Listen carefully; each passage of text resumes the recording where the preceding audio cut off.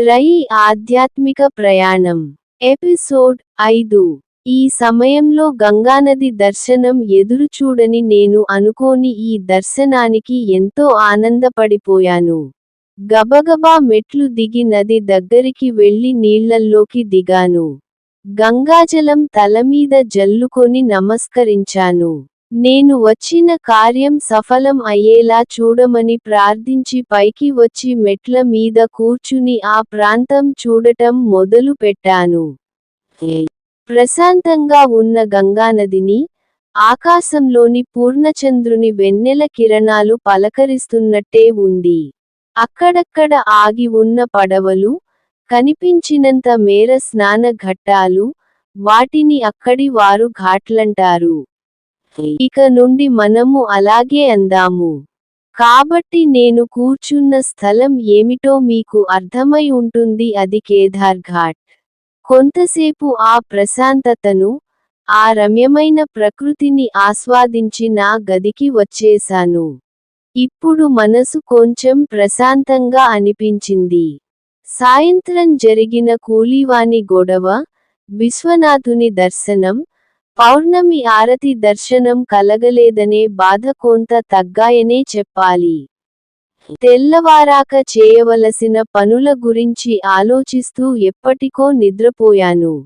ఉదయమే లేచి కాశీ విశ్వనాథుని దర్శనం కోసం వెళ్ళాను. పెద్దగా రద్దీ లేదు.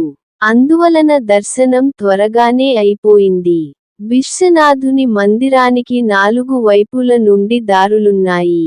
విశ్వనాథ దర్శనం చేసుకొని వెనుకవైపు నుండి బయటకు వచ్చిన నాకు ఒక పెద్ద నందీశ్వరుడు గుడిలోని విశ్వనాథుని చూడకుండా మరోవైపు చూస్తుండటం కనిపించింది.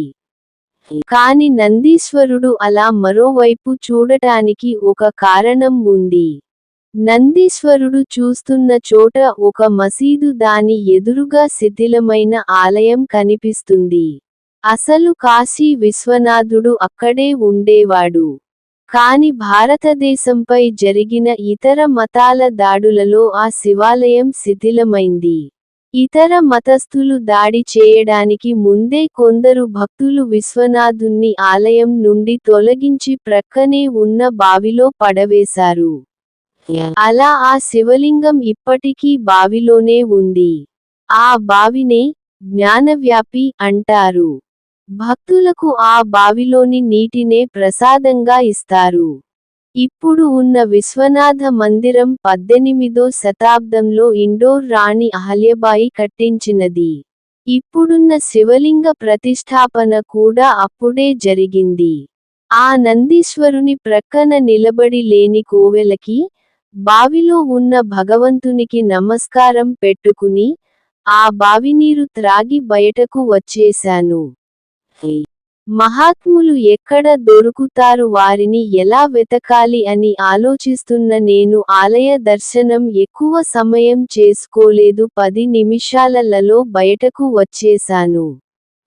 ఆలయం లోపలికి నేను వెళ్ళేటప్పుడు చూసిన సెక్యూరిటీ గార్డ్స్ నేను అంత తొందరగా బయటకు రావడం చూసి ఎక్కడెక్కడి నుండో భగవంతుని దర్శనం కోసం వస్తారు, కాని భగవంతుని కోసం ఎక్కువ సమయం పెట్టలేరు. ఆలయం ఎంతో ఖాళీగా ఉంది. అయినా ఈ అమ్మాయి భగవంతుని కోసం సమయం కేటాయించలేకపోతుంది. ఎంత తొందర అందరికీ అంటూ హిందీలో మాట్లాడుకోసాగారు.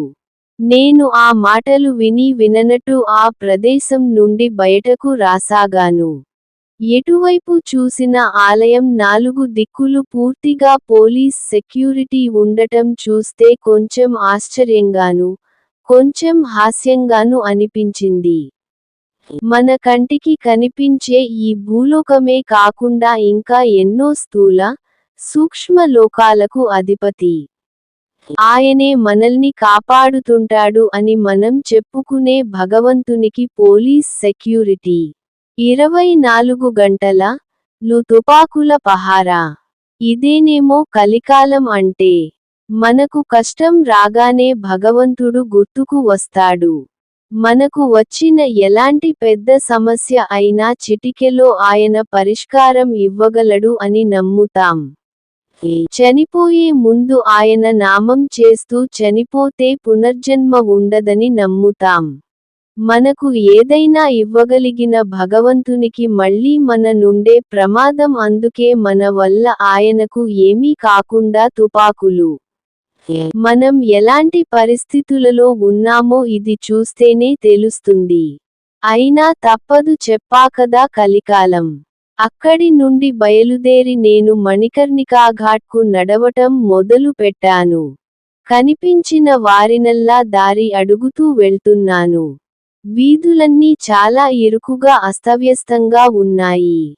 మనుషులకన్నా ఆవులే ఎక్కువగా ఎదురవుతుంటే నాకు కొంచెం వింతగానే అనిపించింది.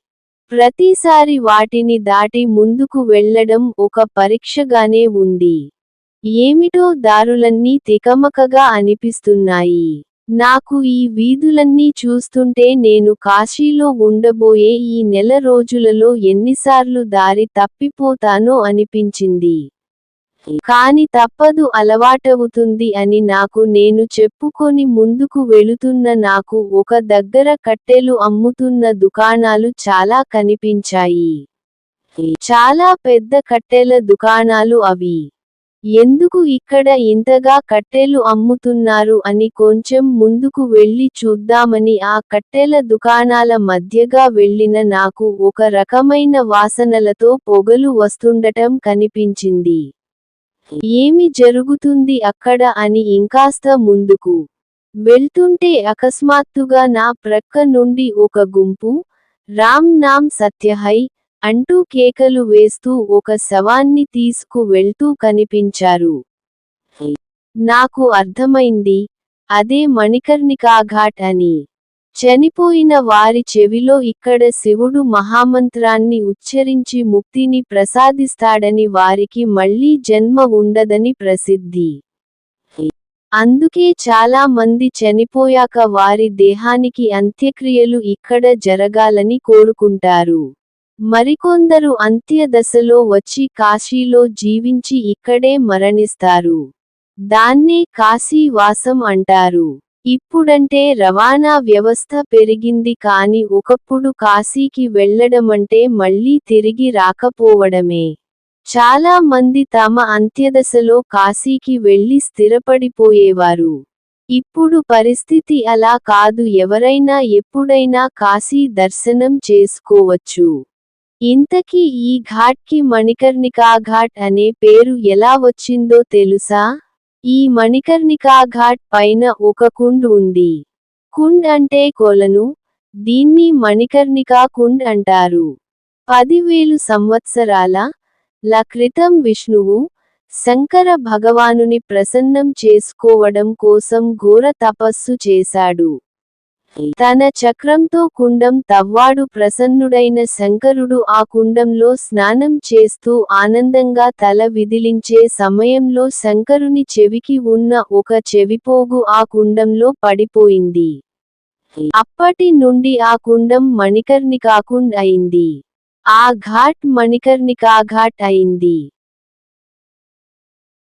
My BCs channel. మా ఛానల్ని లైక్ చేయండి మరియు సబ్స్క్రైబ్ చేయండి. పక్కనే ఉన్న బెల్ బటన్ పై క్లిక్ చేయండి. ఈ వీడియో మీకు నచ్చితే షేర్ చేయండి. https://youtube.com/mybcs333